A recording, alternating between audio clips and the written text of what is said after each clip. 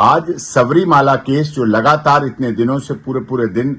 Supreme court की honourable 9 जजेस की बेंच सुनवाई कर रही थी, उसका ऑर्डर रिजर्व हो गया है और बहुत गंभीरता के साथ माननीय सर्वोच्च न्यायालय ने 9 जजेस की कॉन्स्टिट्यूशन बेंच में इस बात की सुनवाई की और वास्तव में विषय भी आस्था का था, श्रद्धा का था, भक्ति का था। अयप्पा महाराज जी की जो साउथ की बहुत बड़ी रीति रिवाज और परंपरा है उससे जुड़ा था और इस देश की आधी आबादी की आजादी की बात की जा रही थी, धार्मिक स्वतंत्रता की बात की जा रही थी। जबकि हमारी याचिकाकर्ता और हमारा यही आर्गुमेंट था, हमारा यही कहना था कि लगातार इस विषय में महिलाओं की स्वेच्छा पर छोड़ दीजिए, उनकी अपनी स्वेच्छा है, कोई बंधन इस तरह का नहीं है और बंधन जब वो खुद स्वीकार करने के लिए तैयार हैं तो उसमें क्यों किसी को आपत्ति होनी चाहिए। आस्था और श्रद्धा में सरकार आए, संविधान आए, माननीय सर्वोच्च न्यायालय नहीं आना चाहिए। जबकि सनातन धर्म की आस्था श्रद्धा है कि महिलाएं 45 दिनों तक लगातार उस भक्ति भाव के कार्य नहीं कर सकती हैं, बीच में ब्रेक होता है